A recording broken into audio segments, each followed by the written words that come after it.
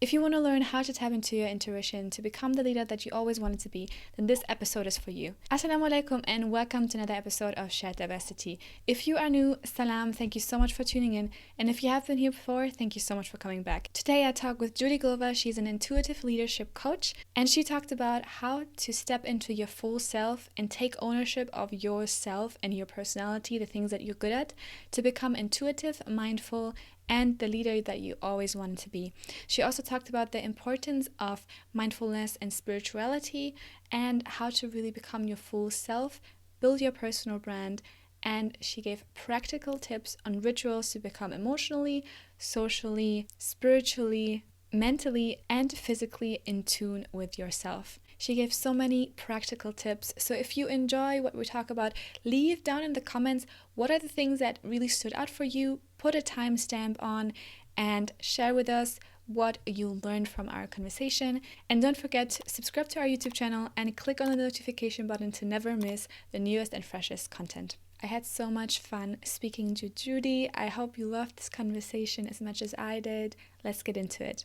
I'm so happy that we met. Actually, also, we met each other in an online webinar, an online event 2 weeks ago from CodePub, where it was talk about the skills and the tools that you can learn during the lockdown, especially for women in tech, and it was really interesting. And you will actually tell me about what you were actually talking about.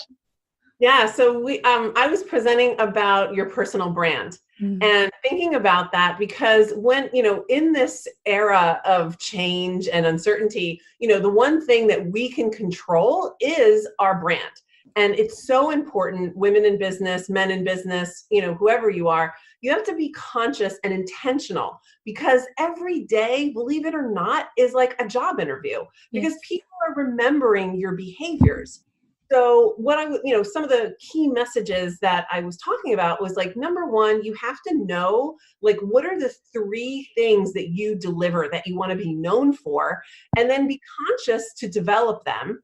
And then the second thing that I was really talking about was encouraging everybody to get a board of directors. And what I meant by that was, that's amazing. what I meant by that, and sometimes it's like your secret board of directors, like people don't need to know that they're on your board of directors, but it's important for you to have those people who have the skills that maybe you need to learn because they're either your role models, they're your mentors, whatever, and they could potentially become your advocates. And, so I gave an example, in terms of like finance is an area where I love to, lean on people that I know are excellent in that area because, I don't necessarily always have the best, connections in that area. So I rely on other people. So that's important. And then I think the other part of having that board of directors is knowing that there's a difference between like mentors and advocates, because the way you get known in the world these days is by word of mouth. Yes, LinkedIn, we love LinkedIn, but it's also having those people that are in the room that are making the decisions about who's going to get the next great opportunity. So it's like those board of directors can potentially be developed into your advocates, those people that will go to bat for you, that know that you want to grow. That was a really exciting, it was amazing. What I love about you is in the first minute you're on this podcast, you already like give out so much value. You just had like anyone who's listening, you just sit down and take notes, make a screenshot of anything that you see and you hear interesting when you're like on the run or something, just make a screenshot and come back to it because there's so much value in it. Okay, first of all, I would like you to introduce yourself to our listeners. Could you introduce yourself in 30 seconds? Oh, sure. I am an expert in intuitive leadership and an executive coach, as well as a leadership trainer. And I have been doing this for over 15 years. Actually, it'll be 16 years in July.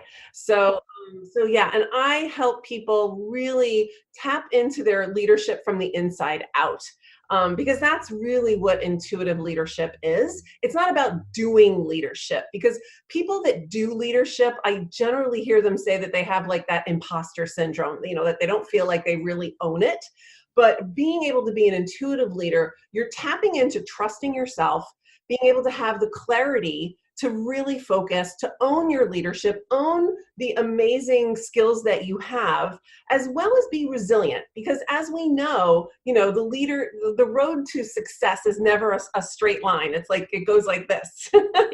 So, it's important to be resilient. And then E is elevation, right? So I actually have my formula, which is the core four, right? CORE is the core four. And I just went through it: clarity, ownership, resilience, and being able to elevate your game, because we want to integrate all the things that we've learned in order to up level our game constantly. So it's integrate, transcend, really elevate what we're doing, because we all want to get better. We all want to succeed, and progress is the number one thing that makes us happy. That's what makes us get out of bed in the morning, is knowing that we're going to make some kind of progress. That's very true. Okay, so before we go into the core four, I want to take a little bit a step back and think about, what was actually your personal journey of getting into leadership, and, what came before the 15 years of, Yeah, right. So before the 15 years, there were 17 years in the pharmaceutical industry, and I was in communications as well as public relations in the pharmaceutical industry. And what I found was, I was such a people pleaser. I was always trying to do leadership. Like, I wanted to do what I was supposed to do and get it right and be perfect. So there was a tendency for me to burn out. And then I realized that, that's how I got to the core four, is that I realized that there were things internally, like the leadership needed to come from the inside out. I needed to feel like I was a leader on the inside, have the confidence, have the clarity, just be able to come from that strong inner core. So that kind of started my journey. And I also realized, after being in that pressure cooker of, being in the corporate fast-paced life, that I could actually add more value by helping people up-level their game to become, the best leaders that they could be. And I just really had a love of supporting and helping people. Like, I'm just like a natural cheerleader. Like, I just love. And you can feel it. You can feel it when you speak. And it's like, I can't, it's so funny, because I watch other people on podcasts and they're like so calm. And I'm like, I just can't do that. Like, I'm just naturally like excited and enthusiastic about this, because it's, it's what I breathe. It's what I live. I walk my talk. And, but you have to be successful, right? Like, there's a lot of times where we try to be professional, or what is seen as, a woman that is in a certain position, but then we lose actually what makes us us and what makes us strong, because our personality is the thing that's the only thing that people cannot copy, and that you can't compete on your own personality. And that is actually our inner superpower, what you were already also talking about, right? The inner superpower is just being yourself, because that's the only thing that takes you out of the crowd. Right. And being authentic. I mean, I was being so inauthentic because I was trying to be, somebody that I wasn't, that, I had panic attacks. There were times I would wake up at 3:00 in the morning and I would just be like, like freaking out. And I remember one example where my boss was actually in Madrid. So she was like, I don't know, 6 or 7 hours before me. And it was 3:00 in the morning. And I'm like counting the hours and I'm like, is she up yet? Because I was freaking out about something I thought I had made a mistake about. And I was like, it's like, oh my God, it's 3:00 in the morning. I'm calling her on her cell phone in Madrid. And it turns out it was Sunday. It was, it was, there was an announcement that was supposed to go out on Monday, and it was Sunday morning instead of Monday morning. And I was just like, she's like, Judi, it's Sunday. I'm like, oh my God. So it was like, that was like one of my aha moments, like one of my aha moments. Like, people have their stories about, I had this turning point. I had several turning points. Can we talk about that? Because people always make that so dramatic. Like, there was this one moment, I just knew I had to be there. One time, and I'm like, damn, I had like 10. I had warning signs of like, hello, hello, hello, and every time you learn a little bit more, you learn, and that's what I mean by integrating, right? Because sometimes we have to integrate all the lessons that we have. So yeah, I'm glad that, have you had that experience too? Does that sound Yeah, familiar? yeah, it does sound familiar, but for me, it was also several moments, and it was also like that one moment didn't make me realize that I had to change. It just made me realize that I wasn't comfortable in the situation that I was, and then the next moment it made me realize that okay, I think I got to change something, and then the next moment made me realize what I had to change. So different people Exactly. are, yeah, there's not this one size fits all journey to realizing what you really should be doing. But how did you actually, okay, how do you define intuition? Because a lot of times, like you say, we don't find ourselves being our full selves and we cannot tap into that intuition. So what is intuition and how can we tap into it? Okay, great. So I just want to back up 1 second because, and then I'll make that point. So I do believe that when we evolve, it's a spiral. So we're constantly going up this round staircase. So that's how we evolve. That's how we elevate within our lives. So sometimes we have to learn a lesson and then we come back around and we learn it again. But every time we're getting higher and higher.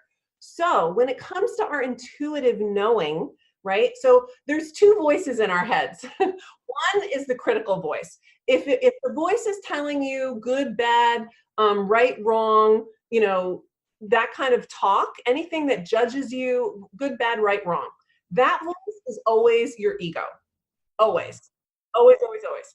And if it's telling you, fear, fear, fear, like everything is fear, not that you should ignore fear thoughts, but you need to just pay attention and look at them, not avoid them.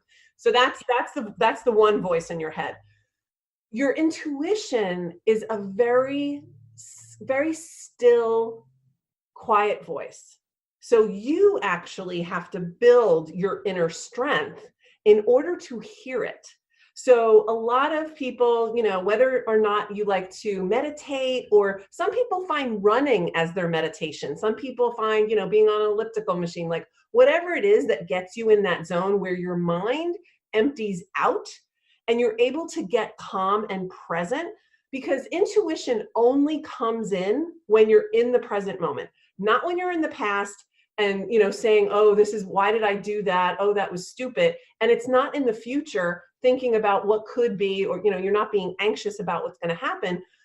Intuition only happens in the moment when you are present. It only happens now. So that's what's important, to be able to discern between those two voices, the one that's chattering away either in past or future, good, bad, right, wrong, always the ego. Intuition is a very quiet voice. So we have to be still and quiet. That's so interesting because I actually talked to a friend of mine about that ego side. And in our Islamic knowledge, what the ego is called the nafs. So it's like the self, the ego that always like comes from the from up here, dragging you down, making you understand, you should compare yourself, other people shouldn't have this thing if you can have it, your past. Comparison Yes. is too. Yes, yes, yes. Yes, Keep going. Yeah, yes. yeah. And the beautiful thing while we're doing Ramadan right now is also to, and that it was just so interesting. So you have that ego side, like you say, and then you say the intuitive side is very like very quiet, right? And you need to be still and quiet to hear that voice. And for us in Ramadan, that's our possibility and opportunity to like get that quiet state, because you take out the noise of food and water and like drinking and all the other things, and you focus on the things that have to do with your self-development, you finding your inner voice, you understanding the connection that is higher than your ego. So this was really very interesting, especially now that we are in Ramadan, that understanding that intuition is actually what we'll find when we get into that still state. Oh, absolutely. And I know, I remember you were telling me about Ramadan. And the thing is, too, when we pray, when we meditate, the reason why we do it is to get that mind more still, but it's like that daily practice is so important. Like I have a daily practice, it is a meditation. And the thing is that meditation is all about emptying out the garbage from our unconscious mind. It's the mind chatter. It's the that's constantly telling us what to do. And it's like when we do that, that's when we can get still. So like you said, eliminating all those other distractions, you can really purify and cleanse yourself to get to that still point of like, like I can really get still and in my center, in my higher self, connect to God, Allah, whatever, however that comes in for you. Yeah, it's so super, super important for sure. So when do you know that you found that intuition? Like you say, okay, it's being in the now, but how do you know that you're in the now? Because I know that I had that when I started meditating, all I could think about was not thinking that I should think that I'm thinking right now. And it was not helpful. Like it went into a spiral around my head. Like you shouldn't be thinking about this, but you're still thinking about this. Okay, so so intuition comes from your awareness, your conscious awareness. So the easiest way that I can also point you, there's no words to describe like conscious awareness, but the closest thing that I can do is, if you close your eyes, right, and you actually imagine a rose, right? Most people can imagine a rose, right? So are you the rose or are you that which is aware of the rose? It's in front of me, so I think I am aware of it. Right. So in your mind's eye, that mind's eye kind of thing, like there's something that's looking at that rose, right? Okay. So that is the seat of your conscious awareness. So same thing where, we were looking at that rose, we can also look at our thoughts and our feelings. Ah. See, that makes sense. See, but the thing is that the words don't matter. And the thing is I don't want anybody to believe me. I want you to try that experiment and see for yourself that, you're not the rose. You're the one observing the rose. And that is your conscious awareness. And that's where your intuition comes in through. But most of the time, we're so busy looking at the rose, for the rose, where's the rose, that we're not in present moment. We're not in that conscious, we're not in the now. Okay. So when you observe what you're thinking, then you are in the now because you're not what you're thinking, but you observe the act of it. Right. So I'll give you another example, and I actually have a visual. So this ball, right? If you think about this ball as all your thoughts and emotions, right? So it's like fear, worry, stress, frustration, all these, overwhelm. These are all the feelings that we feel on a regular basis. And the number one strategy that most of us use is that we try to suppress them and pretend that they don't exist. And it's like, la, la, la, but it takes a lot of effort to really suppress a lot of our thoughts and our emotions. And I don't know about you, but when you try to push something down or push it away, what happens eventually? It's going to blow up in your face. Right. It totally comes back and it blows up in your face. Yeah. So what's really important is how do we and naturally as children, we learned how to let go of emotions. 1 minute we'd be like really angry at our friend because they took our lollipop, and then the next minute they give us another lollipop and we're happy. It's like, it's like so easy to go from one emotion to another. But over time, as humans, we, as human beings, our parents or caretakers or whatever, will program us to hold on to our feelings. And then we don't even realize we're doing it anymore. So it's really important to be able to let go of those emotions. And, there's really helpful ways in order to let those go and get into the present moment and tap into your intuitive knowing. Wow, there's already so much value in this. Mini break, please don't forget to subscribe. Hit the subscribe button to get the newest and freshest content. I love it. Cool. It's truly, what I'm passionate about. Yeah. And it makes sense. It makes a lot of sense because a lot of times, you look at meditation practice and you don't find a person you can really relate to. And this really, it's practical. It makes sense to me. Okay, so let's go into intuitive leadership. What does it mean and how can you practice it? So that intuitive leadership is all about, as I said before, it's like leadership from the inside out. So how you practice it is based on the core four. These core four elements are really the essential of what I found time and time again over the last 15 years of working with executives. These four things just kept on coming up. So the number one thing is clarity, right? How clear and how centered and how focused are you? Can you anticipate, the road ahead? And in this VUCA world, right? We're in this VUCA world. VUCA means volatile, uncertain, complex, and ambiguous. So we're in a VUCA world right now. And how can we get into that place of trusting ourselves? Because again, one of the key themes that I find so much with my clients is that they feel like this imposter syndrome. Like any minute, somebody's going to realize that they really don't know everything. And it's like, how can you just trust your inner knowing and your experience in order to be, solid? So it's having that inner alignment. That's number one. Number two is ownership. How do you own your superpowers, right? We all have superpowers where, people are constantly telling us, oh my God, you're so great at that. You're so wonderful at that. So, for example, one thing that I am really good at is asking people really good questions when I'm coaching them or training them. However, if I overuse that superpower, it becomes my kryptonite, right? Because as a woman in business, and this is true for men too, but more so for women, if you ask too many questions during a meeting, a woman will be seen as less credible. Or if a woman asks permission, like, can we talk about this? Really? Like, if there's one thing that anybody takes away from this conversation that we're having, do not ask permission to talk, to speak, to give an idea. Obviously you want to be cordial and aware of cultural norms in your organization and in your country. But, you really want to stand in your power. You want to own it. You want to have clear boundaries. You don't want to be that yes person that's like, oh, yes, I'll do this. Oh, yes, I'll do that. You really want to have boundaries.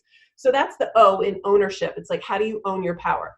And then again, the resilience is all about, in that VUCA world, in the fact that we're constantly going up and down, how do you keep that strong center? And resilience is not about, letting your battery run down every day and then getting sleep and a whole lot of coffee. It's actually, how do you have a daily practice to be able to build your inner reserves? So, obviously, having a prayer practice, I do meditation, I do yoga, I run every day. Like some of those are my daily practices that work for me, because if I fill up my cup first, I can serve others better. So that's the R, that's resilience. And then E is elevate. How can we take all the things that we learn, right, in that spiral, in that journey of going up, how can we take all those lessons, integrate them to be able to transcend and elevate our game? So that we are not only achieving on the goal line, so we're getting more money, we're getting a bigger house, whatever it is those material things are, but we're also growing on the soul line. How are we learning to love ourselves, trust ourselves, really be our own best advocate? So the core four is really the foundation of intuitive leadership, because they all help you get to that place of strong inner strength to be able to tap into your inner knowing. And can you explain a little bit what routines, you talked a little bit about resilience and what routines you have for that. What practical routines do you have for each of these 4 steps? Right. So in terms of resilience, there's 5 factors. There's mental, there's physical, there's social, there's spiritual, and there's, which one did I forget? Mental, physical, spiritual, social, emotional. So those are the 5. So if you start with your emotional health, that could actually be prayer, right? So your spiritual health could probably be your prayer. Your emotional health can be like, do you have a trusted friend that you're able to vent with? Or, some people, I'll give them a daily practice of martial arts, because sometimes you can really get out of a lot of emotional tension by doing martial arts, like hitting something or punching something. I don't know, but that's one thing you can do. Your mental can be flooding your mind with positive information. Like, do you listen to books on tape that are giving you positive messages? Those kind of things. Podcasts like this, right? So this is like an example of what you can do in terms of your mental. Like, how can you flood your consciousness with amazing, great content? And then physical is obviously anything physical. It can be yoga, it can be running, whatever. And then which one am I missing? I think I did all. Social. Oh, social. So again, hello, with our social distancing right now, being able to connect with people who matter, right? Really being able to have that connection with your community, whether it's a professional community or, some kind of a hobby community that you have. I know there are people that love to do crafts, and they're still doing crafts together online, just to be in that same social setting. So it's like they'll have wine and art. It's like they'll be painting and drinking their wine, and it's part of their community. But it's how can you embrace and have those people, those close personal relationships, those people who really know that you value them and that they value you, that there's reciprocity. Yeah, and painting could also be an emotional practice, or like writing a journal, or any kind of things that make you emotionally attached to some action. Yeah, 100%. Yeah. So I want to get into your own journey of getting into coaching and getting into starting your personal brand. So how did you first start realizing that your personal brand matters, and how did you then build it? So what are like your top 5 or X steps to building your personal brand? So as I mentioned before, it's like the first step is like figuring out what are the 3 things that you want to be known for. Yeah. The second thing is doing them regularly. And what are the things? Is it only professional, or is it also like your passions or anything that is not connected to like your professional career? Generally, I talk about, what it is you're doing with your professional career. Like, that's the context in which I talk about personal brand. But I do think that, even in life, you need to walk your talk. And in some ways, if you are being an authentic, intuitive leader, you're being who you are at work as well as who you are at home. So sometimes I actually think it's easier to be yourself and be authentic if you're that same person at home as you are at work. That's my thing. But those 2 steps, and then, like I said, getting your board of directors. And then I think, some other things that you can do to build your brand. I highly recommend LinkedIn. Highly recommend it. Because, being able to connect with people on LinkedIn is amazing.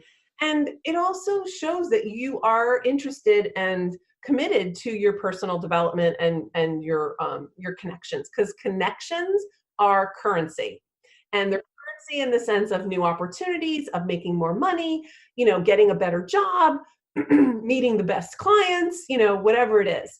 So yeah, I meet some of my best clients on LinkedIn.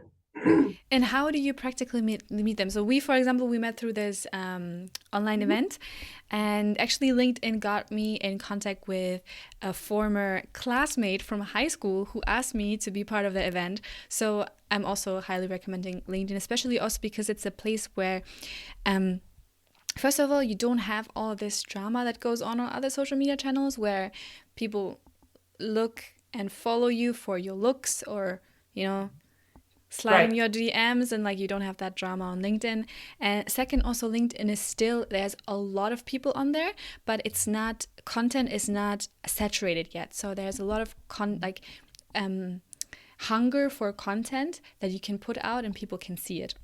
And then, of course, the connections. So how do you practically get in contact with, so I understand how to get in contact with like colleagues and potential collaborators, but how do you get in contact to clients over LinkedIn especially? Oh, here's the thing. And actually, I'm going to really support you and what you do because, doing podcasts, being able to be seen and heard and connect with people and add value. Like today, I am all about just connecting with people and giving people something that they need. Like if I inspire one person, like that makes my day. And if I can give somebody, leave even a little nugget of information that's going to make a difference for them, that's awesome. So, I think that being able to connect with people and add that, value of what is your content? What's your superpower? How can you share that with people on LinkedIn and be able to connect with them? And also, I'm what they call a lion, right? A LinkedIn open networker. So I actually link in with people all over the place. And the reason why I got on that webinar with you, that's where you and I met, is because I actually got a client because I had a previous client write a recommendation for me. They knew each other and connected, and then she said, "Hey, I used to work with Judi. You should look at her." And then she connected with me. So it's like there's a way of being able to be in that space of like be your best brand. Like show up, be consistent, connect with others, add value, you know, share on podcasts, share your superpowers, and people will be attracted to that. Connection is currency. And I just love, like I said before, I'm a cheerleader at heart, and I just love to see other people succeed. Like that's there's nothing else better than that, to like spread what I know and be able to help other people. So That's beautiful. So we actually talked about something that you can offer our listeners. You want to yes, talk about that? yes. So part of resilience is being able to let go of, right? When we talked about how we suppress all of our emotions and thoughts and whatnot, right? There's a technique called the Sedona method, and I do monthly support calls. They're totally free. And we're gonna post the link to be able to get to that support call. And you can go to my website, judiglova.com/Sedona Method Support Calls to actually get that. And you can subscribe, and it's free. It's the first Wednesday of every month. And it's a half an hour, and I walk you through this beautiful guided meditation so that you can let go of what you're holding on to that doesn't serve you anymore. So that, people that participate tell me that, like, as soon as they're done, they're like, oh my gosh, I feel like so much more creative. I feel present. I feel like a million ideas came into my head. And it's like their intuition just automatically comes in because they clear out they let go of all those things that they've been suppressing. Yeah. So, yeah. So yeah, we will link the link in the description below so everyone can access it. Yeah. Amazing. Okay, so one of the last questions I want to ask you is, before you started your coaching journey and getting into intuitive leadership, what are the things you would have liked to know before you started that would have made your road easier or made you achieve what you achieved faster? I would say the number one thing is, don't be so hard on yourself. It's like, don't let that good, bad, right, wrong, shouldn't, criticizing and comparison voice, like, find your way of being able to let that go, whether it's prayer, meditation, yoga, coming and joining me for the Sedona Method support call. You know what I mean? It's like, learn the technique that works for you to quiet that inner critic voice that we all have. Like 7 billion people on the planet have it. So that's the one thing that I wish I wish I wasn't as hard on myself for so long. Would have saved a lot of nerves. Yeah. Yeah. For sure. Okay, and the last question is actually a question that you can ask the listeners. Anything that we talked about that they can leave in the comments below. Oh, yes. Well, actually, what I really want to know is, what is the key takeaway that you received from this? We talked about so much. So yeah, what's the number one key takeaway from our call today? Amazing. So leave it down in the comments. And thank you so much for your time. Thank you so much for speaking with me. It was amazing. As Thank always, Judi, I love your energy and your positivity and so much content and value out of it. Thank you. Thank you. Mwah. Everybody have a great day. I hope you loved this conversation, so don't forget, leave down in the comments what are the key takeaways that you took from our conversation and share your diversity with us. And if you want to learn more about personal branding and creating the personal brand that is true to who you are, check out the Start the Right Brand Guide or book a coaching call with me. You will learn how to define your personal brand, how to go public, and create the first brand action. And don't forget, if you think someone needs to hear this message, share it with her, subscribe to our YouTube channel, and check out our podcast to stay educated on the go. And I'll see you next time, inshallah. Assalamu alaikum.